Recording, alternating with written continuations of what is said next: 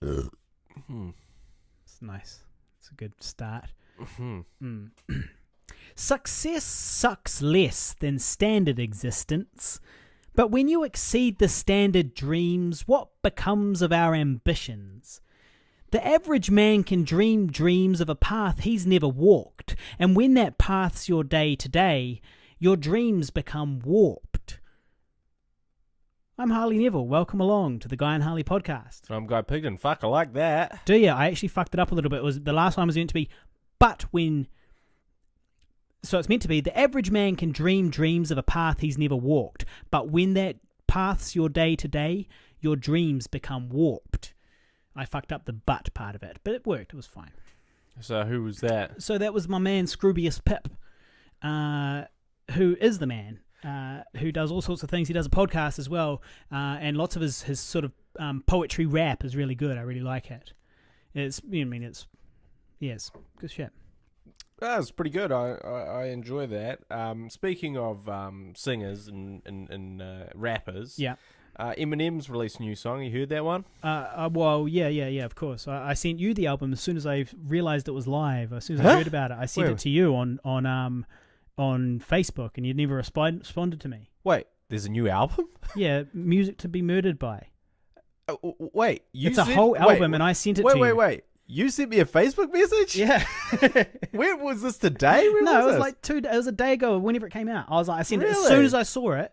I sent it to you because I was like, "Oh, Guy will be wanting to listen to this." Music to Be Murdered By. It's a whole album. Interesting. It's quite a big album. Okay, completely out of touch. Yeah, completely out of the loop. Yeah. So, but so all I saw was the single that he released online. Have you seen that? Yeah, I've seen the video as well. What did you think? It was all right. He hasn't put out a good album since the Eminem show. Big Cool. I think his last album was a classic, but moving on. So this song specifically, do you know what it's called? I don't actually know what it's called. No. But anyway, so this song starts off him talking about preparing for a show.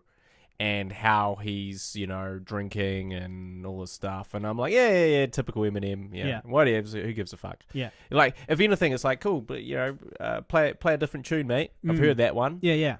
But then, he fucking flips it. Flips that shit big time.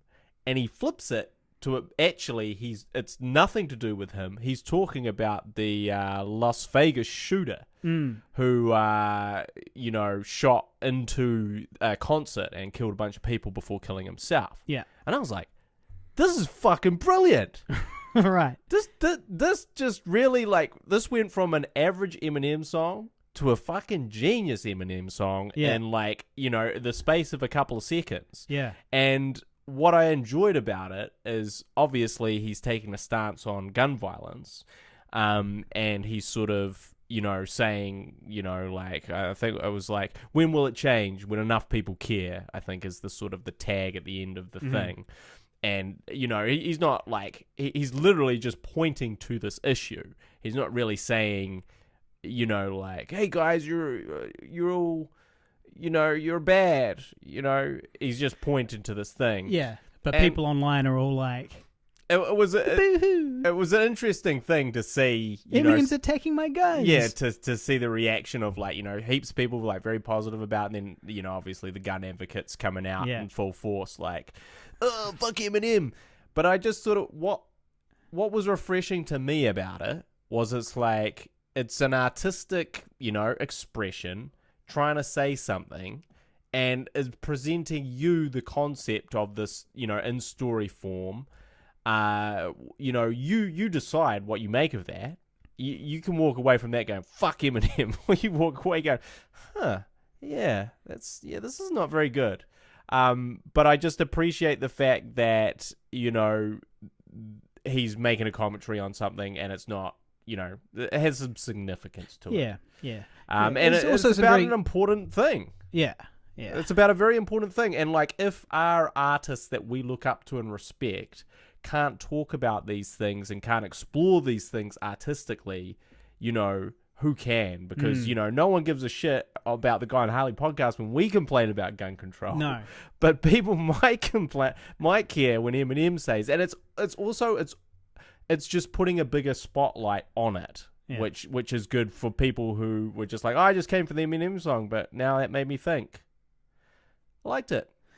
Good, yeah. I mean, he had some lyrics on this new album where he goes something along the lines of, Eminem's got great wordplay, but nothing to say.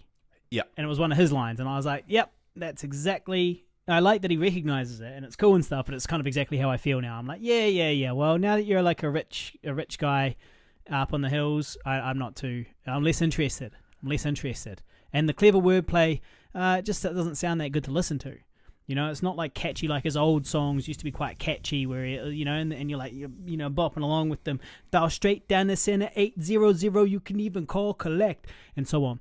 When I was just a little baby boy, Mama used to tell me these crazy things. Exactly. Whereas now I feel like, it's just a little bit like meh to me. But hey, maybe I'm just over the shtick. It's still good stuff. I still like him. Well, I have to listen to his new album. I didn't realize. I thought that was just a single. No, whole album. Now, he did do a song on there with a mumble rapper. You'll be happy to hear. I actually think I heard that on YouTube as well. And it's quite good. It's the other one that's on there. And that some brings mumbling us, cunt. Well, that brings us to a very sad episode of Who's Dead this week. Oh, shit. Not another... we haven't lost another mumble rapper, have we? We've lost Juice WRLD. Juice WRLD, who is from that very same Eminem song that we're talking about. Oh, really? Yeah, he died before Eminem released it. Really? He died a few weeks ago, or a couple of months ago. And the way he died was a drug overdose. By the sounds of it. Fucking cliche. But what it was he was flying from somewhere to somewhere, and the pilot narked on him and called ahead and said, these guys have got guns and drugs on the plane. That's quite serious, but yeah. Yeah. So they on their own plane though, like a private. Yeah, sure, thing. But still. Yeah, but this is what you're paying all that money for. You're not paying for snitch pilots. For the pleasure of having your guns and your drugs on your private plane. Exactly. So the pilot narked on him, and so this Juice WRLD they had like 32 kilos or something of weed. That's a lot of weed. It was literally 32. I'm sure it said 32 kilos of weed, and I was like, that is a fuckload of weed. But that's a silly amount of weed. That is, so I don't know what it needed all that for. But anyway, they also had a bunch of opiates of some description, and supposedly he ate a bunch of them to stop as the police were coming on the plane type thing. Genius. Well, yeah, maybe not the smartest move. It might be the last mistake he ever made, actually. And so he didn't make it. So I'm going to pull one out right now for my homie Juice WRLD, who does actually have some really cool songs, and I did like those songs. We're losing all the good ones. Xtentation, Juice WRLD, Lil Peep. We're losing all the good ones, and we're stuck with all the shitty ones. 6ix9ine. 6ix9ine. Yeah. Takashi. So this was his coup de grace. It was a swan song, maybe. Yeah. Cool. Well, so I encourage people to listen to that song. Moved me a little bit, that one. Good.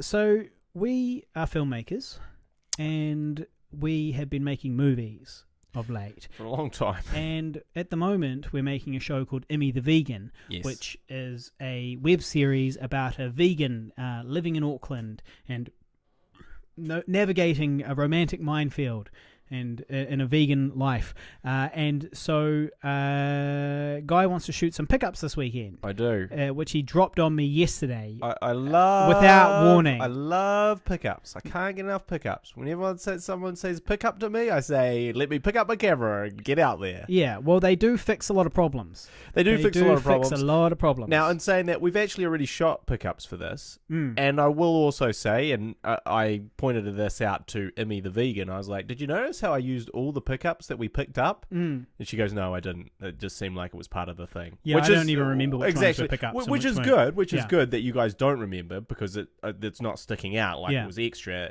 That's the whole point of pickups. But I always feel a little bit haughty, I suppose, when we use all those. Because it's like, I was right, motherfuckers. We had to go to this extra trouble because it helps the fucking thing. Well, you make it sound like you get a lot of pushback on pickups. No, it's true. I don't get I only get pushback on Harley Neville having to freestyle one line in a pickup. No. I think you'll find that what the issue here is the complete unprofessional lack of warning or anything like that. It's just like, hey, so this weekend, you are going. I know Harley that your busiest times are actually on the weekend. I know that because I'm sure you've told me that before, Harley. I know you're busy. I know it's just this weekend. I know you've got your wee schedule when you like to keep things in it. But it's a very important sleeping pattern of 10 to 12 hours. You also haven't acted in literally a year or something like that. Literally haven't acted in a year. Haven't been pursuing acting. Haven't said no to a Marvel audition. I can't even talk to you said about no to a Marvel audition. Can't even talk to you about how many people have hit me up about this Marvel audition incident. Yeah. Oh, Tanya. Like the anger. Tanya lost her fucking flew her wig. The anger and vitriol that has been thrown at you about this Marvel incident. What is Harley doing? What is wrong with him? Why didn't he go to that fucking Marvel audition? Yeah. Why did he just do it? Why would he not do that? Is he crazy? Like, I have people from across the other side of the world messaging me about that. Yeah. And you only have yourself to blame. Yeah. But anyway, so. No, I'm not blaming anyone though. I made the right decision. I'm not like, oh yeah, gutted. I'm like, yep, that would have been fucking annoying to make that video and then not get the role anyway. It would have been so annoying to be cast in a Marvel movie. Well, yeah, but I didn't think that would happen. But the thing is, you always have to believe. Just have to believe. Just a little bit. And just as an example of that, our friend was cast in a James Cameron film, the new Avatar. She's in it. And not only is she in it, she worked directly with James Cameron, who is a dick, just like everyone says he is. Okay. I don't know if you've heard that story or not. So basically, I don't even know who you're talking about, but I guess you can't say now because you're saying that this person said that James Cameron is a dick. I can't say specifically who it is, but basically she said that, she was in for like a day or 2 days, and she had this very sort of specific role in the new Avatar films. And, James Cameron was there directing her. She was face to face with the legend, Aliens, Terminator, True Lies, and he was that kind of like dickish person that was like. What about Titanic? Didn't he do Titanic? He did Titanic. Sorry, why would that be not the number one? That would be the first one. I missed out your favorite film, Titanic, of all of those. I just don't really like Titanic. It's a great film. It's a great film. But anyway, so he was a bit of a dick. You got to rewatch that. And then sort of, I think like the parting line that he said to her after they'd done the scene and had sort of come in and shouted at everyone because they did it wrong, because it was very technical, because it's like you've got these the blue aliens, and it's all, and there's a specific camera movement and stuff, and apparently he was like so just just don't do it like that, but just play around with it. And she was like, what do you mean play? Like, I have no idea what you're talking about. And then the AD came up to her and was like, when he says that, he means like try and improvise some different lines. And she was like, oh, fuck, okay, I didn't understand what he meant, but now I will try that. Yeah. But then at the end, he sort of walked past and caught her eye just as like, so there was no sort of like, so they both kind of looked at each other and she's like, oh, well, thank you for the opportunity sort of thing. And he was like, we worked hard for a draw. And then he just walked off. Yeah. And he just walked off. Yeah. Is that what he said? Yeah. We worked hard for a draw. Or we fought hard for a draw. And how does she interpret that? Well, so it was like... So this is what James Cameron said. This is what James Cameron said. Yeah. And it was sort of... This is insider information, people. Information. Just for the Guy and Harley podcast listeners, the Sexy 160, this is insider information in the film biz. But it was basically this is a fucking scoop. But it was basically like, he wasn't happy... So, but how does she interpret this? Because that's quite a good saying. Yeah, we fought hard for a draw. So as it's like saying, well, it came out average. It came out average. You did an average job. I did an average job. We fought hard for a draw. We're all going to walk away. I probably won't work with you again, but it wasn't bad. It wasn't bad. You're just not my favorite. No, I think it was. That's how I take it. To me, it was like we worked really hard to get the bare minimum. Right. That was sort of hoped for. So he was unhappy with. So he was not how it turned out. Super happy with how it turned out. Yeah, but the performance specifically, or just the thing as a whole. As in, was this an issue with her? Did she feel like he was unhappy with her specifically, or just unhappy with the scene as a whole? I think a little bit of both. And I also think I don't even know who we're talking about, but that must be quite depressing. and also, well, I'm just guessing. I've got a few educated guesses. Yeah, what she said was that, because he'd been so like fucking, fired up and James Cameron-ish, Yeah. in sort of correcting it, she'd, that just made her more nervous Of course. and uptight, Yeah. and not able to sort of perform well. Yeah. And so, Been like there. this been there when I've been raging on set. Yeah. Just fucking do it, Harley. Just act scared. It's not hard. Just act fucking scared. I don't know how to act scared. You tell me. You're the actor. How do you act scared? Just fucking watch some movies. How do you express pain? Just watch Harrison Ford do some shit, all right? God, don't come to me with this. Don't come to me with this shit. I've got a million things to worry about. We've got an 18-hour day. That was a part of your I did tell you to watch some Harrison Ford movies. Harrison Ford movies. Well, he's the best at showing pain. Like, I suggest if anyone wants to see, what it looks like when someone gets punched in the face and is like, ow, check out old Harry. Yeah. See what he's doing. Did you actually take me up on that? Oh, I mean, no. I was like, I've seen, I was like, I've seen. I just remembered. Yeah, I was like, I've seen when he's fighting on the tank in Indiana Jones. Well, that's a good example. That type of thing. So I was like, yeah, no, I know exactly what you're talking about. I don't need to go back and rewatch it. I don't need to do any research. I'm only the star of this film. I'm just going to fucking show up and just do what I do, all right? We'll just see what happens. I was going to show up and scoff lollies, okay? Yeah. So, and flirt with the extras. I've never flirted with the extras. I would never do that. So yeah, anyway, we have been doing some pickups, and to be honest, these pickups were pitched to me. Yeah, these came out of nowhere for me. I wasn't like, hey, let's do small pickups. I was like, well, who pitched them? Who pitched these pickups for Immi the Vegan? Immi the Vegan pitched these pickups. Immi the Vegan herself. And to be honest, her pitch was good. Yeah, her pitch made a lot of sense, and I was like, cool. Well, the issue is not with pickups though. The issue is with doing it, as a fucking surprise.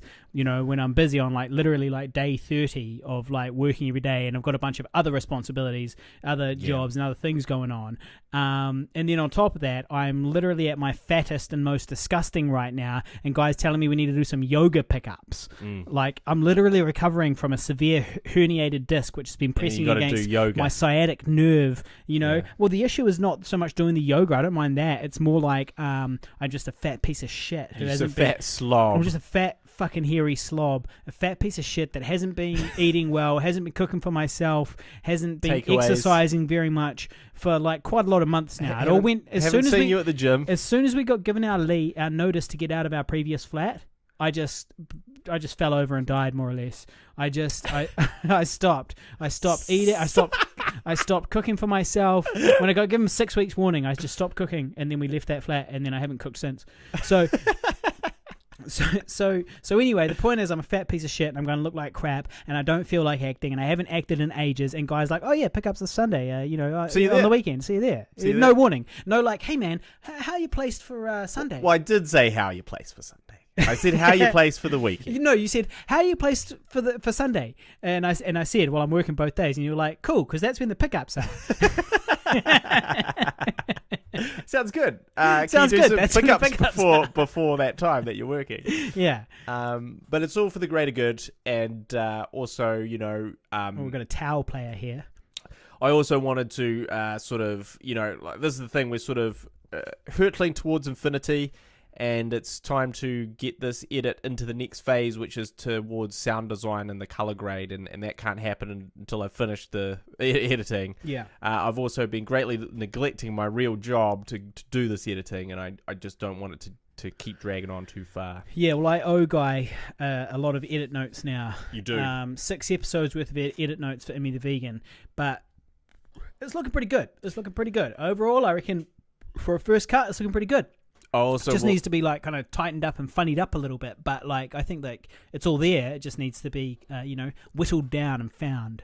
Also, we'll say that I certainly understand the reason why also regarding the pacing of it, even at the moment, one of the episodes is 13 minutes long, but to me it doesn't really feel like that long. It doesn't feel like, there's too much stuff in here. It feels quite good, and I reckon that's a good thing for a first cut. Normally a first cut feels way too long. This felt fine. Yeah, no, that's a good sign, and we could potentially split that episode in two as well, just to get the extra episode. Well, that is good. There's more episodes equals more ads. It's true. Yeah. So that's sort of on the agenda. And speaking of pickups, we also shot some other pickups. We did. So we shot something else that we didn't even talk about, which was for Older. So for Older, our second feature film. 6 years in the making. 6 years in the making. We're about to sign a deal. We are on the cusp. We're talking to lawyers, and we're on the. They're not replying to us, but we're talking to them. We're emailing them. They're not replying, but we're in the process of looking at signing this contract and getting Older out there. But one of the things we needed to do was for insurance purposes, we needed to replace some footage that we had in the film, and the footage was from an old film called His Girl Friday, and which we thought we could use. It turns out we couldn't use it, so we were like, well, what are we going to do? We've got to replace this somehow. We've got to find something else to put in here. There's this old footage on a TV. One of the characters is watching a TV, and on that TV is something, it can be anything really, but it's something you need the rights to, and preferably something that kind of fits thematically. Thematically resonant for the position that the character is in at the time of watching. Exactly. So we were like, well, what are we going to do? How do we do this? So we had a big fight, and I broke down in tears. Guy broke down in tears. I broke down in tears. I had a mental breakdown. I had a mini mental breakdown. I did wonder if you wanted to bring that up on the show. I had a mini mental breakdown where I burst down in tears, and I was like, I just can't do this anymore, man. I can't do it. I can't do this, man. It's game over, man. It's game over. It's fucking game over, man. That's what I was like, basically. And then what happened? And then you gave me a hug. And then I walked You're over. like, it's all right, man. I walked over. It's going to be all right. It was like a scene from a movie. We'll get through it. We'll get through it. We were having a fight. He was crying. And then I walked up and gave him a hug. It was actually like, it was very reminiscent of... I just gave him a hug halfway through the fight. I was like, man, this guy's really fucking... wow, this is really... on the edge. This guy's he's really shook. This motherfucker's fucking shook. He's on the tipping point here. Because for me, I was like, okay, we're having a fight. But I was like... this is like in my in terms of fights that affect my life and will make me cry. This was like a 3, a 2 or a 3 out of 10. You know what I mean? I was not like a big fight. It was like just a disagreement, really. Yeah. But then, boy. But I was on the tipping point at the time. I was dealing with some pressures at the time. I was trying to make this DCP for the for Older just to get it to... It's a digital cinema package. A digital cinema, basically. Which is something Guy was making. So you can watch it in the cinema. Yeah. And I was trying to... And it's a whole bunch of work. And I was trying to get it and then get it and send it before Christmas to the German festival, the Snowdance Film Festival, where the film is premiering. Where it's going to be having its world premiere on the 28th of January in Strasbourg?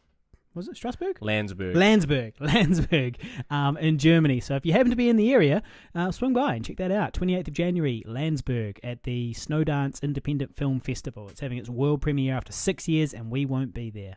We will not be there. Which is sad. Maybe the only festival that the film is playing at, we won't be there. Well, it's the only one it's been accepted into. That's what makes it extra kind of sort of shit, really. It's like, well, are we literally, if we don't get in anywhere else, which we're still waiting to hear, but if we don't get anywhere else, we're just not going to do any festival shit at all with the movie. But I guess what we'll do is it'll feel like we do a festival thing because we hopefully are going to take this film on a tour, a New Zealand tour where we travel from town to town, play the film at a local cinema, and do a Q&A afterwards, and sling merch. Yeah. So I had this mental breakdown. There was many pressures. Did you tell Tisha about that? Yes, I did. I said. So she's not learning about it on the show. I said I had an argument with Harley. I broke down in tears. I couldn't handle it. But what was even better is I had all that. And then I walked straight back into a fight with her. And I was like, oh, fuck my life. Just fuck it. Yeah. Just end it all now. Right? Just fucking end it, okay? Because I can't handle all this shit. Yeah. But anyway, I will say that the hug was very reminiscent of Good Will Hunting, where Robin Williams' character is the psychiatrist is talking to Matt Damon's character, and he was like, you know what, you sort of hurt my feelings last time, but then I just realized that you're a fucking stupid boy. You don't know shit about being an adult. It's basically his thing. And he's like, but I want to tell you it's okay.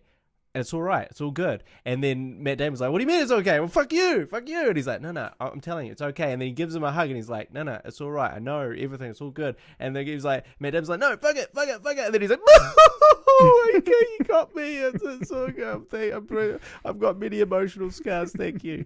So that was, I encourage people to watch Good Will Hunting. Great film. And see that scene between Matt Damon and Robin Williams. And that's exactly what it was like. And that's exactly what happened.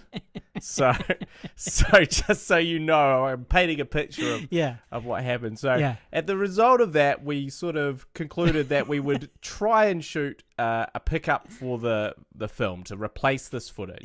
To bring it all back. And so what we had to do is, which is not what I was arguing for. I was arguing against this idea of, I was like, let's just replace it with more footage. Let's find some footage to replace it with, legitimate old-timey footage. We've just got to find something else and we'll replace it. And Guy was like, let's do a shoot and reshoot basically, our version of what we want to, put in the screen. Do our version of an old-timey film. And I was like, well, that sounds like the hard way of doing this. It's a whole other shoot, but you were like, no, it's hard because of like copyright and stuff. And that's what we were fighting about. And then, so in the end, after the waterworks, we went for the pickups. We shot the pickups. I've learned a new technique. New technique. I've learned a new technique now. So I'm just going to burst into tears anytime I don't you get want my way. Something. So it's good. It's good. It's like I've essentially regressed back to a baby form. Yeah. And if I don't get my, I just burst into tears, and it should work out because it's so rare that I do that. Yeah. That it's quite shocking to see. Although, I mean, I've been living in this house for like 6 months or less, and I've seen you cry in here twice. Yeah. One of them was on the live stream. But that's maybe there's probably but it's true. Two other times. There's long gaps. And 10 years prior to that, So anyway, we shot this thing, and I'm very glad that we did shoot it. It was actually it's called His Girl Thursday. And essentially, we sort of see what we did there. We very clever. We're very clever. We sort of recreated the scene, but sort of our take on it and our spin on it, and kind of shot it black and white and old timey, and sort of. I think it came together really well and very convincingly. Which was one of your concerns. You're like, well what if it just turns out shit? Well, yeah, I was like, it's going to be difficult to make it look authentic. Yeah. And like I was just picturing like kind of Kiwi actors like putting on like a funny accent and like being all old timey, and us having kind of like shit props that kind of look kind of sort of right but not really. And that is kind of an expensive costumes as well. I was worried about the expensive costumes, all that type of stuff. And who paid for those costumes in the end? Old mate did. Who? Me. But is that on the money that I owe you, or are you like, no, I'll cover it all. I said to get my way, I'll cover it all. It's not on the money you. Yeah. That you owe me. Yeah. No. Yeah. Well, that should be. But yeah, so I was sort of. Because this is the thing about filmmaking, is what I believe about filmmaking is it's very easy to create an illusion of something for a few shots, right? That's kind of what, like, if you're on a low budget, you can create the illusion of an old-time black and white film or a big budget film for a couple of shots. But if you have to do much further than that, suddenly that's where you see the sort of the seams and the cracks in it, and you're sort of exposed. But it's very easy, I think, not very easy, but it's easy enough to sort of, use your filmmaking savvy to sort of, make, sell something for, 30 seconds in a scene. But, if you had to do that, sell that same thing for 10 minutes in a short film, you would absolutely run into problems. So I had a sort of a very calculated way of sort of doing it and filming it. And so I think it came together really well. And I will also say that the film gods smiled on us. They saw me have that little mental breakdown. And they're like, just give him a break. Everything that he needs, we will just provide easily. So we needed a good location. Harley found a good location. They said yes automatically. Yeah. We needed some good actors. We got some good actors. It was and they happened to both be available when we wanted to film it, along with our director of photography, etc., etc. So, a lot of the times it'll be like, oh, yeah, no, I'm not available that day. Or, oh, yeah, you get that location, it'll be $1,000. Or, like these things will be thrown up that kind of fuck up everything. That's the normal way of filmmaking. But in this case, the film gods smiled and everything came together seamlessly. So it was a very easy, chill shoot that, came together very well. So, 6 years later, and I did a little thing on this because I'd seen earlier, so I'd seen in 2013, at the end of all the pickups in 2013 for the zombie film, I was like, hopefully this is the end of all the pickups for the zombie film. Thank you, everyone, blah, blah, blah. So I sort of did the same thing for this older shoot. And it was a very weird, circular, snake eating its own tail moment, I suppose. Time is a flat circle. Time is a flat circle. Time is a flat circle. Same shit. 6 years later. Well, not 6 years, because it was 2013, so it was actually 7 years. Fuck. Yeah, it's really dragging on now. Like Zombie Holocaust, I Survived a Zombie Holocaust took 5 years, and that seemed long. But if you actually think about it, it was filmed in like 2011. It was we got the funding November 2010, and we filmed in like February. I thought it was like May 2011. It was early 2011 anyway. And then it actually came out mid 2015, so it was kind of only 4 years. We call it 5 with all the pre-production and stuff, but it was kind of only 4 years from the actual shoot, which was at the beginning of 2011, and the release, which was mid 2015, so 4 and a little bit.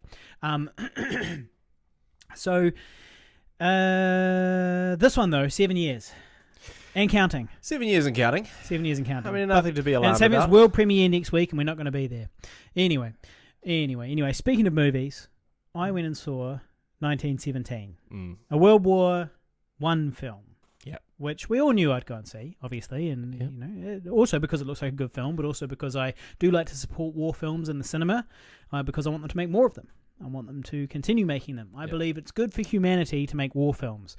I also support sci-fi for the same reason. I think it's good for humanity to make sci-fi films. I feel like these are things which influence society positively. It's also one of the few films in the cinema that you can happily masturbate furiously to. I am happy to masturbate to most films in the cinema, actually, Guy. But so this review is for our dear friend Nico Medill. Yeah. Or Medildo, as we affectionately called him in high school. And a bullying... Affectionately. So, Sexy 160 listener, Nico, he asked me for a full review after I went and saw the film On My Lonesome. So I did go and see 1917, All On My Lonesome. Now, I don't normally do reviews on the show, so I feel like before I do this one, I kind of need to flex my credentials a little, sort of give my fellow war film enthusiasts kind of an idea of where I am on the spectrum of war film. Yeah, on the autistic spectrum of war enthusiasts. There's idiot savant is the level that you are, but yes, go on. I am actually quite picky and unforgiving of war films. Okay, there's lots of war films I don't like. All right, the Mel Gibson one, where he's in Vietnam.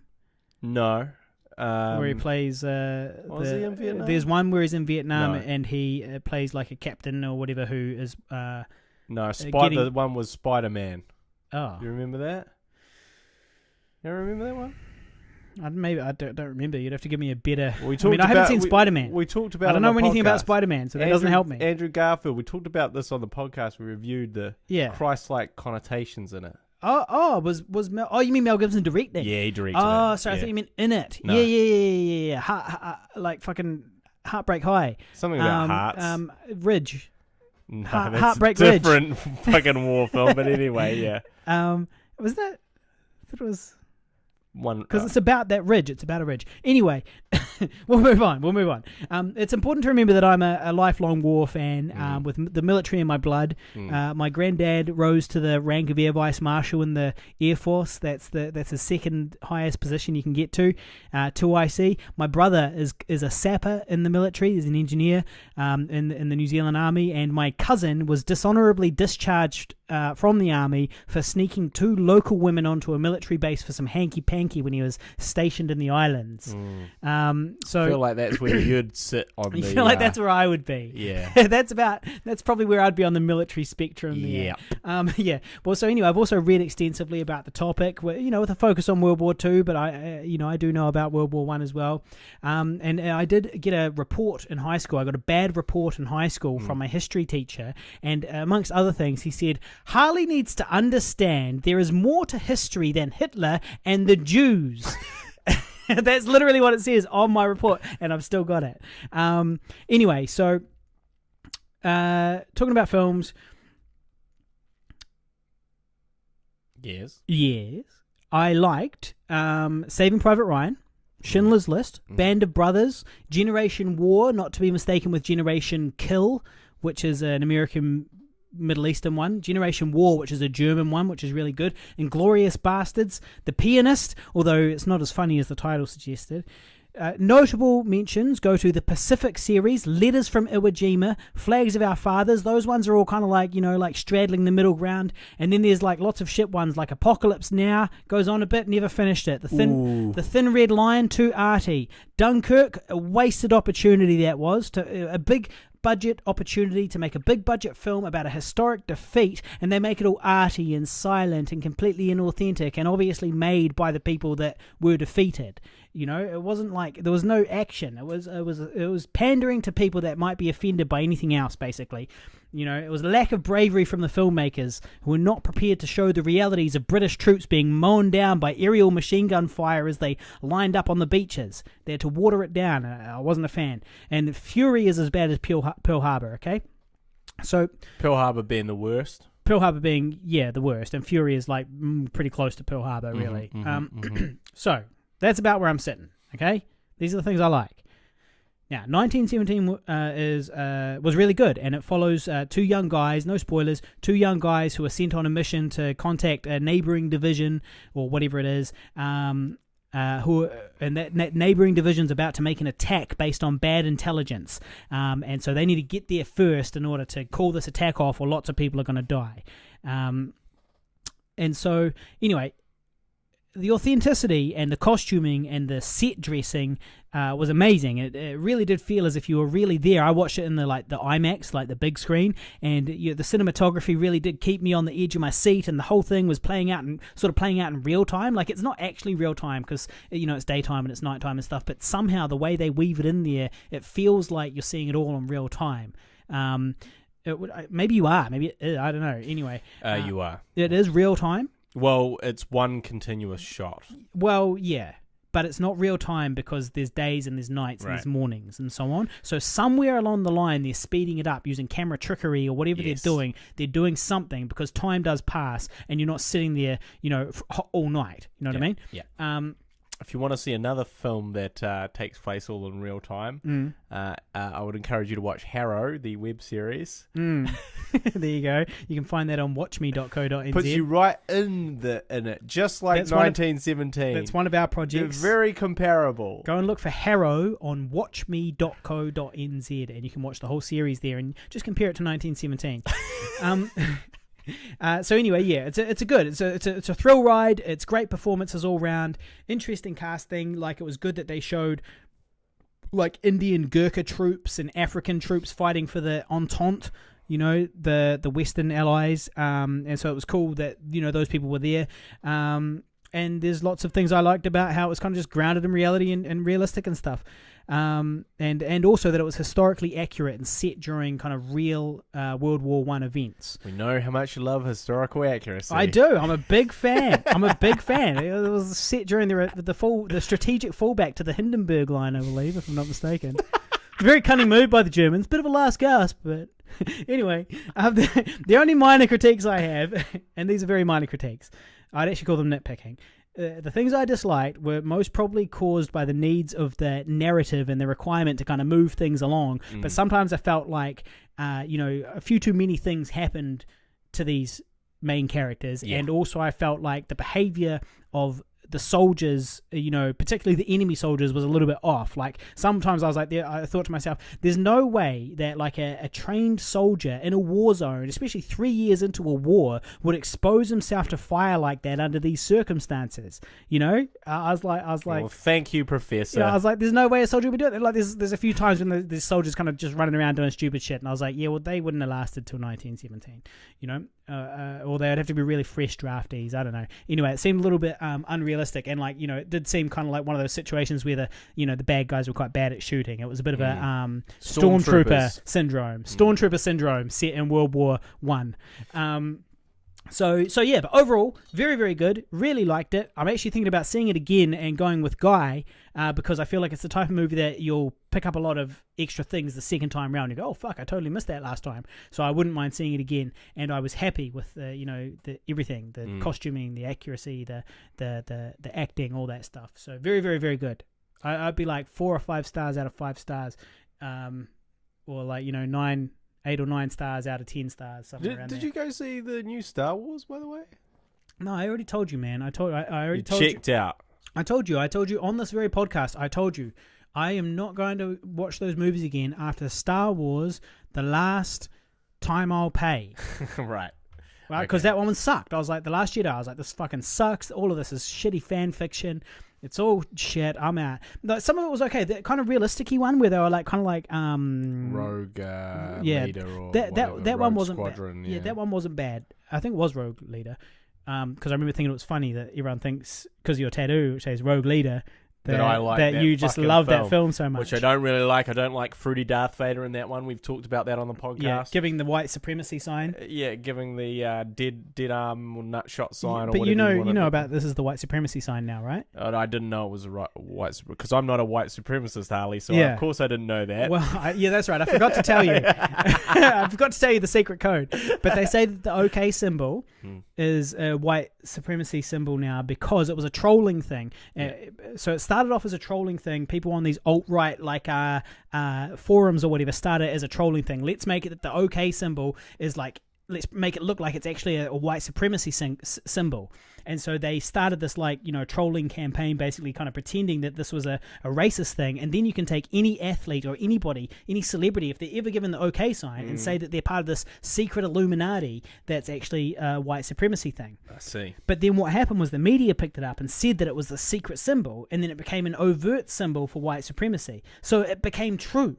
It started off as white supremacists like incels trolling, and it turned into a legitimate white supremacy symbol now. And now white supremacists do legitimately sneak it into photos and stuff. For example, the Christchurch shooter in his first photo in the paper after the shooting, he unfortunately, because the editors are idiots, they didn't notice it, but he was given the big fucking symbol down the bottom, and it was like a trolling symbol to his white supremacist alt-right incel friends. God damn it, he got us. He got him, and so luckily everybody kind of clued onto it, and then they started censoring it. But yeah, anyway, so anyway, okay, it means you're racist now. Okay, well, so I'm quite excited to see that. Now, I actually had the choice of seeing 1917, and instead I opted for Bad Boys for Life. Questionable. So, this is a problem. Questionable decision then. So the reason that I saw Bad Boys for Life, apart from liking Will Smith and Martin Lawrence's chemistry, a poor man's Guy and Harley, you might say. Yeah. But the sort of the underlying theme was 1917 was locked in. And I'd just been editing Immi The Vegan for when you say locked in, yeah, what do you mean? Well, as in we were like, shall we go see 1917? Yeah, and it was going to happen. And it's just like, let's do it. It's on at 9:10. And then it was like, hang on, Bad Boys for Life. And I was like, well, look. Well, she said that, or you said that. Well, we sort of said it together because we're a couple. Yeah, you guys only have couples only have one voice. Yeah. But anyway, so I was sort of like, look, I have been sort of in the editing trenches. In fact, I've stayed up from the last night till 11 a.m. this morning trying to finish this edit. So I'm not really feeling like some heavy war shit right now. Yeah. I'm just feeling like something fucking a little bit more lighthearted. Something for fucking idiots. Something for fucking idiots, for dummies. I'm feeling like a fucking dumb idiot for at the dumb moment. dumbs. So I'm feeling like something for those people. And so, you know, obviously I was always going to see Bad Boys for Life at some point. Yeah. But if you had to choose a film to see in the cinema, I feel like you did make a mistake there because, you know, you could watch Bad Boys. Only if you don't go see 1917. Well, that's the thing. Yeah, you have to go see both. Yeah. So, and so I always had that intention. And in fact, I sort of was like, well, what would you prefer? And she was kind of like, well, I don't want to watch a fucking war film. I don't want you to see you masturbating to this furiously to this war film. And I'm like, honey, that's Harley. That's Harley. I don't masturbate to him, but they are quite good sometimes. Yeah. I just chub up a little. Yeah. That's it. And anyway, so I watched Bad Boys for Life. A relatively good entry in the Bad Boys franchise. Got some hot babes in there, which is cool. Will Smith and Martin Lawrence are still funny together, which is cool. Chemistry is still good, which is cool. Some cool action sequences, which is cool. Is there some silly shit in there? Yes. Is there some ridiculous over-the-top stuff in there? Yes. More over-the-top than Bad Boys 2? No. So I think I'm going to leave that there as my little review of Bad Boys for Life. It was a little bit shorter than yours, and I hope people appreciate that. I also will say that I've sort of... unfortunately, what happens is my girlfriend watches TV series while we're both home. Yeah. And which means... By osmosis, you absorb them. I absorb them, but not only do I absorb them, they're ruined for me. Right, because you've seen bits because and I see pieces bits of them, and then I miss like some really important stuff, and then I start editing or whatever, or I can kind of just hear while I'm editing, like through my headphones, some stuff happening. And so I've caught a little bit of You, which is about a lovable stalker who kills a bunch of people, including his person that he's stalking, who he goes out with, and we champion that. And that's what that is about, and now he's off stalking someone else in season 2. I will say it is very good. It's kind of like the even more sort of, you know, because essentially you're creating a likable stalker. Like, stalking is creepy and bad, but this is the sort of the titular main character. So he can't be like, although he may make very, you know, bad decisions and do bad things, we as the audience have to be engaged with him, you know. So it's kind of like, to me, this is like the closest sort of almost like a kind of a sort of a spin-off of Dexter. So Dexter was a serial killer with an unquenchable urge to kill people, which he channeled for good. Yeah. Okay, now this guy has an unquenchable urge to stalk hot babes. He does not channel that for good. But you like him because he's like quite witty in his sort of narrative monologues. And so relatable. You know, because we've all stalked people. Anyway, so I highly encourage people to watch You. I know I'm a bit late to the party on that one, but of course I'm only seeing this stuff when my girlfriend ruins it for me. Also, The Witcher. Don't know if you've seen any of that. I watched the trailer twice Mm-hmm. because I was like, I should like this. This looks like something I should like. But then I watched the trailer and I get halfway through the trailer and it's like, okay, cool. So there's this guy, he's a warrior, he's a tough dude, it's a fantasy sort of thing. Sexy long hair. Yeah, sexy long hair, looks kind of like Superman. And he is, and I was like, okay, looks alright. And then they go like, so what happened? Or something like that. And then somebody goes, well, in the ancient times, the elves taught the humans how to magic. But then the humans betrayed the elves. And now there's nobody left to fight the new monsters. And I was like, fuck, that looks shit. I was like, that looks so dumb. I was like, it looked good, and then it suddenly turned into like a tween fantasy, a tween fantasy, and I was like, this tween fantasy looks dumb. And then someone else was like, oh no, it's really good, you should watch it, and then they're like Vikings is really good, and I was like, fucking Vikings sucks too, fucking eat it. Well, I watched 4 episodes and was pretty much on the verge of giving up. I gave up after are you talking about Vikings or The Witcher? The Witcher. Okay. And I was, I was on board for, fucking Superman, sexy blonde hair and all that sort of thing. Yeah. But, it couldn't really capture me. Apparently it does get better.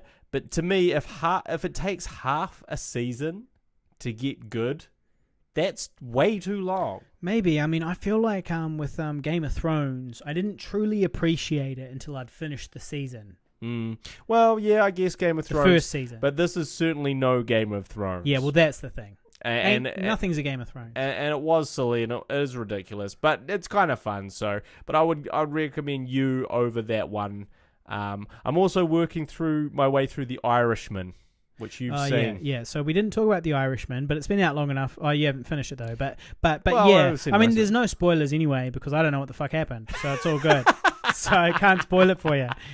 I don't know what was going on. You can't. It's one way because you lost track of the events. I watched it over like 3 to 4 different things, but that's not why I lost track. I lost track because it was rambling and continuing, and I was like, what, they're in court now? What are they doing? What is going on? Why are they doing this? Why are they in court? What's going on? Who is this new guy? Who's Jimmy Hoffa? I was like, who's Jimmy Hoffa, and why wasn't he in the first 2/3 of the movie? And then it turned out I was only a third of the way through the movie, but it was so fucking long that they had introduced him perhaps at the right time, but it was just so fucking long. Yeah, so I am enjoying The Irishman so far. Yeah, well, I finished it, and I'm also watching it as Martin Scorsese intended me to watch it, which is on a phone with one earphone in at work. Yeah, which is great because my phone is like a smaller screen, so all this fucking weird digital shit. Youngifying everyone, and it not really doesn't look that bad on a wee phone. It looks great on the little phone. It didn't look that great on my TV. It can't look good because even I see a few issues with it, and when I actually watch like a making of, and they're like, revolutionary technology. We didn't need to put the dots on the faces. Blah blah blah. We were shooting like 2 cameras at the same time, and we wrote a program that youngifies people, and it has all this stuff, and it's like, cool, bro, you did all that. And it looks like shit. Yeah, like that one guy with a huge nose. Joe Pesci? Yeah, I think it's him.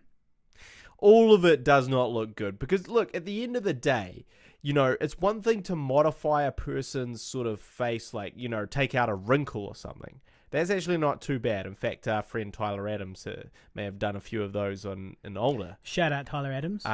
But when you're sort of actually having to sort of, like, there's jowly skin and you have to remove that and put something different there, well, that's when things stop working. Because it's kind of like, well, you're now imagining both not having that and what's behind that and making up both those things at the same time. And I feel like that's a real tricky thing. Like, same with Superman's mustache and Justice League is like, there's a mustache. We have to imagine what's underneath it, but it's like you can't digitally.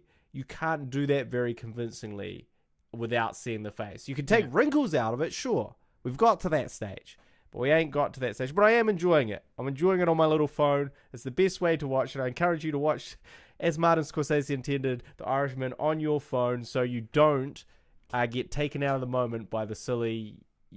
People, being young when they're actually 70. So, on the live cast, on the live stream, we have Sly Will. He's watching, and seeing as we're talking about television and so on, he says, you dudes seen a show called Halt and Catch Fire? Finished it now. It's pretty damn good. Have you seen that? I haven't seen it. Haven't seen it. Haven't heard of it.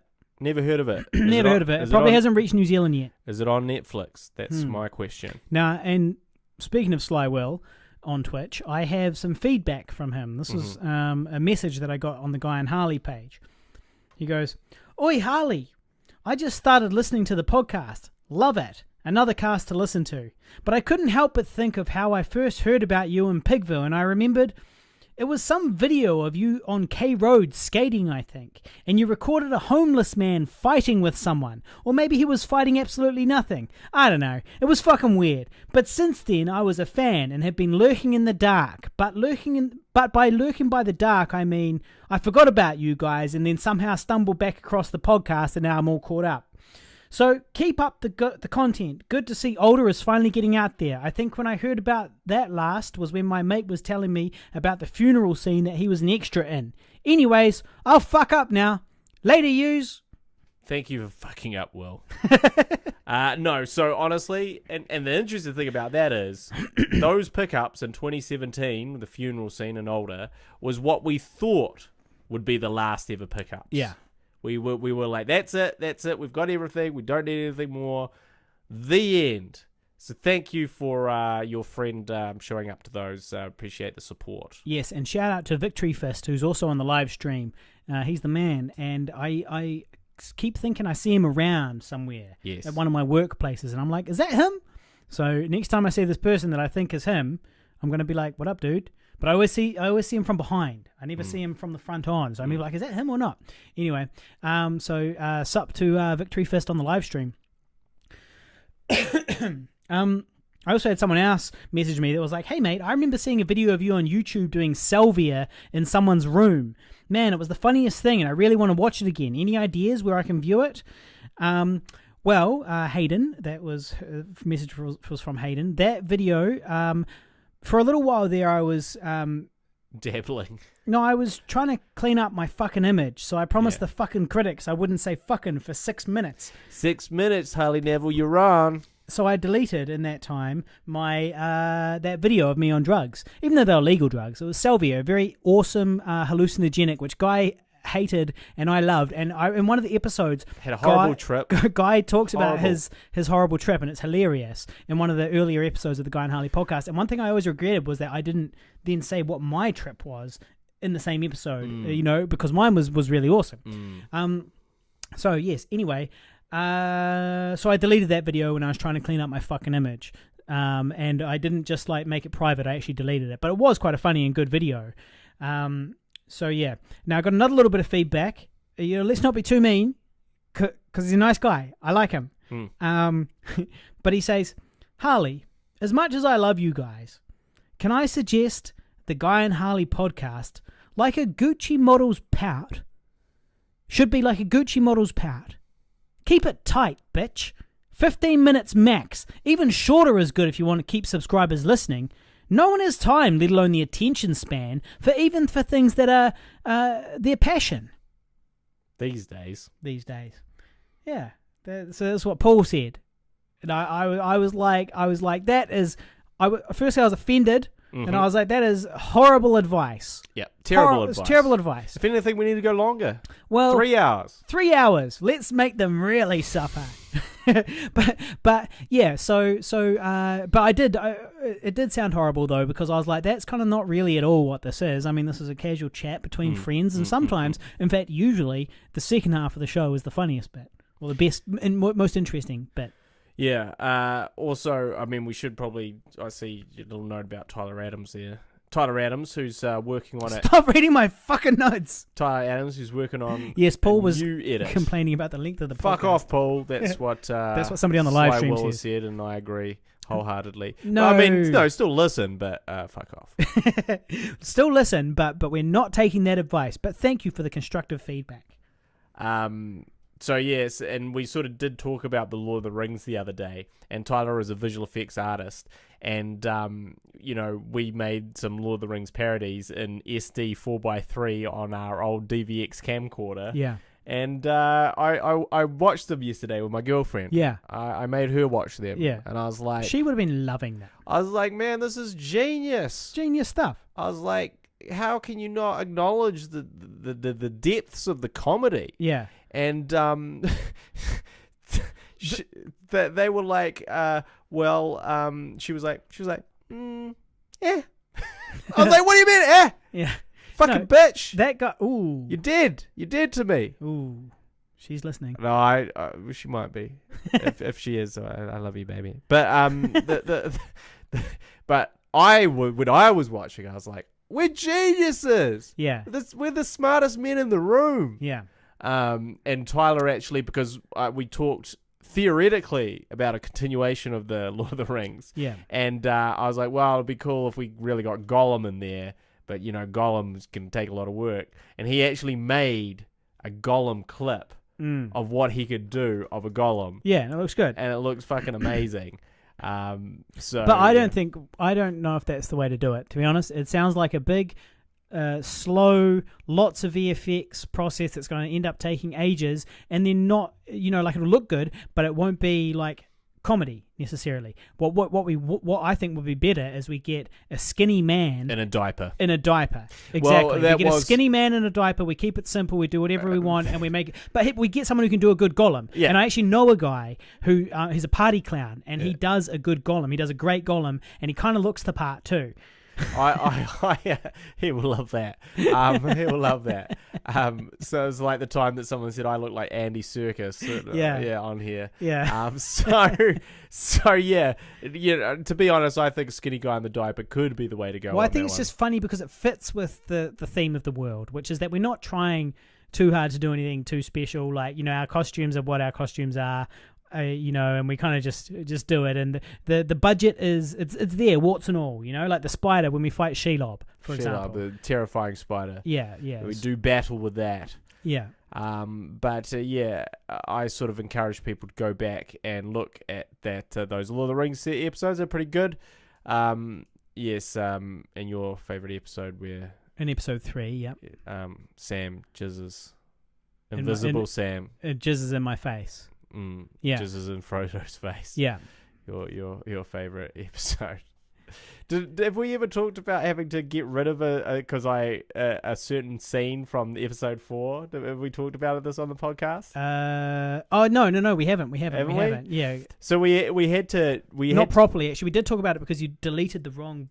Yeah, I did delete it, but what I was trying to do was I just posted a link to the Lord of the Rings series in the Twitch comments section. My ex-girlfriend, 6 times removed or something. So many times removed, I can't even keep track of how many times removed she was. Yeah. Played Lady Galadriel in episode 4. And did a great job. And she was good. She was good. She was fantastic. Although my new girlfriend said she looked like she was 40. So well, that's just classic though, isn't it? New girlfriends don't tend to say nice things about ex-girlfriends. That's true, they don't. That's the rule. That is the rule. It's the rule. Got to hate on who came before you. Yeah, exactly. Well, you need to stomp them down. To build yourself up. To build yourself up. That's how I go about life. Yeah. Just stomp the people around me down so that I can climb up on top of them and reach the top myself. And that's my mentality. So anyway, Lady Galadriel was a teacher. She taught in a school. In real life. In real life, she was a teacher, and she was terrified. Yeah. That the scene where Lady Galadriel in a dream sucks Frodo off. Yeah. And she was really worried that one of her students or one of the faculty members would come across her, Lady Galadriel, sucking off poor Frodo, and take great offense and fire her from the school that she was at. That's not unreasonable. She's trying to clean up her fucking image. Yeah. So she was trying to do what you were trying to do with that Salvia video. Yeah. So now, unfortunately, that section of the video is lost to time. Well, that's not the worst bit about it. Oh, your magic is very powerful, milady, as I believe is one of my lines as I'm getting sucked off. Well, the worst bit about it was that guy, when he went back to re-upload the new version of it, and we did talk about this on the show, guy deleted episode 3, which when he meant to delete and replace episode 4, he deleted both episode 3 and episode 4, and episode 3 had 100,000 views on it, and they were just gone now. Whoops. And then we had to re-upload it and it start again, all the comments, all the everything. Sly Will says I should record a new salvia video. I'm keen. If you send me salvia, I would love to get my hands on some salvia. I would legit shelve it. I would shelve it. It's not readily available anymore. Victory Fest also said the new girlfriend is always right until they're the old girlfriend. He also says, no doubt about it. Regarding podcasts, he also said, just listen to the Guy and Harley podcast for 15 minutes, then listen again later, which is also what I said to Paul. I said, it sounds like you're listening to it wrong, man. I was like, we don't expect you to sit down for an hour and a half and, listen to it in one go. It's like 15 minutes on your way to work, 10 minutes while you're, chopping the carrots for dinner, whatever it is that you got to do. You just have it playing in the background. And then when you're done with it, you pause it and just wander off and pick it up later. That's how I listen to podcasts. Ain't nobody got time for that. I listen to like 4 and 5 hour long podcasts. You don't do that in one hit. No, you'd be crazy to. Yeah. You'd be a total war perv. You would be so spent after a 5-hour war podcast that you would probably not be able to get it up for several days, following. Hardcore History is very good. Go check it out. Now, unfortunately, this year I'm not applying for the block. For the last few years, I've been on the short list. I got on not last year, but the 2 years before that, I got on the short list for the block, which is a reality show about building. So you've been getting on the longer list. Yeah, no. So the first time I got on the short list, the second time I got on the short list with my friend Bevan, our friend Bevan, and the third year I didn't get anywhere, and then this year they're calling for applicants again. So Bevan and I were going to apply again. But unfortunately, we can't do it. We're too busy. Bevan's buying a house. He's got things to do. Bevan's a Sexy 160 listener. Shout out to Bevan. And also the fact my back might not actually be fully recovered, and I can't actually go and fucking renovate a house if I'm not healed, which I don't know if I will be. But anyway, so it sucks because I'd love to get on that show. I should also say that I helped Bevan move a fridge. Oh, you did show up. What a good cunt. Yeah, and sadly, Harley could not attend to help move this giant fridge. No. Because of his herniated disc. Yeah. I'm sorry, I can't attend because I have a herniated disc, which has been causing me agony for 3 months. A likely story. Doctor's orders, bro. Doctor's orders, mate. No fridge lifting. So unfortunately, I was stuck with that unenviable task. Yeah. And, it's one of those things where you do a good deed, but the good deed spirals out of control. So we had this giant fridge. So first of all, he's like, move a fridge. I'm like, sweet. I moved a fridge recently. Fucking no worries. And then it was like, actually the fridge is like a giant double fridge, which is super heavy. And I was like, all right, haven't done that before. Suddenly this takes on a thing. Oh, actually, you've got to lift it down some steps as well, like to get into the new place. All right, okay, that's a new thing. Actually, the fridge is so fucking big that we have to take the doors off the fridge. Ooh, okay. Wasn't really expecting that one. Actually, the fridge is so fucking big, we have to take the doors off the fridge and the doors off the fucking doors in the house to get the fridge through. Damn. Oh, actually, we also have to remove the fucking the sort of the wardrobe space, the kitchen cupboard space above it. We have to take the kitchen cupboard off to put the fridge there because the fridge is so fucking big.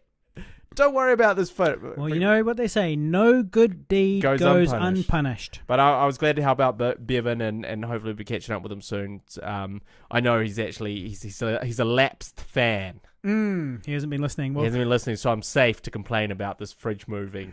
Yeah. But it was also like I also helped someone else move recently, and that turned into a debacle.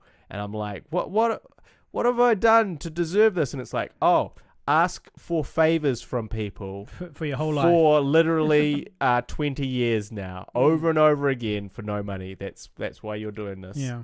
So I paid my price in fridge movements. Well, it's just a shame because I'm perfect for the block. Because I've been stripping and nailing fixer-uppers my whole life. Yeah. So the other day I had another little incident. I just got that joke. Oh, good. It's good when they you see what he did there, guys? He's talking about women. Clever. Yeah, well, what else you got? No, that's it for me, mate. I mean, you're just cracking open another beer. Well, I'll drink it when you're gone. Oh, right, okay. Because maybe we do actually have to record some ADR for a trailer right now. Well, not just that. I've also got some important admin to do for the film festival that needs to be done tonight as well. So what that means is I guess we have to get the HE double hockey sticks to fudge out of here. But it has been a good show. Thank you so much to all the people on the live stream. You guys stuck with us pretty much the whole way through. We had a good audience on there, so thank you so much to all you guys. If anybody out there wants to support our filmmaking and this podcast, you can go to patreon.com/Pigville. And you can also, we've got new t-shirts, which I have shared on the Facebook page, facebook.com/GuyAndHarley. These t-shirts are ethically made, not made by slaves, and they've got 4 different designs. We've got Filthy 50, Hardy Hundy, Sifty 150, and Sexy 160. So if you guys are interested in wearing one of those t-shirts, you can get it on the link on the Guy and Harley Facebook page, facebook.com/GuyAndHarley. And we have got some photos coming. We've got some t-shirts coming, and we're going to do a little photo shoot of us wearing these t-shirts, and then post those online so you can see how they fit and all that type of thing. But they're very cool. They look cool to me. So if you want one of those, go to that, facebook.com/GuyAndHarley, patreon.com/Pigville, and what else? I think that's probably about it. Yeah, I mean, also I'd just like to point out, look how much bigger my arm looks than your arm in the live stream. Well, it's because you're I know, it's because I'm way more closer. forward, but I completely destroy the illusion. But yes, Guy, I'm a fat, flaccid, fucking flaccid, soft, fat piece of shit right now. Okay, I've been injured for ages. I'm a flaccid, soft, fat piece of shit. I'm in terrible shape. I was like around 78 kilos when I was in, but it was muscle. I was in quite good shape, about 78, and then I stopped going to the gym. I dropped down to 76. Yeah. And I was like, okay, well, that's muscle fine. Loss. I was like, that's fine. It's muscle loss, but I'm not getting fat. Now I'm back up to 78, but there's no reason to suspect it would be muscle. You know, so I've just replaced that with fat. 78 kilos of fat now. So I'm not really, you know, like I want to be able to go to the beach and stuff like that, but I don't really have a beach bod at the moment. I've got more of a beach ball bod.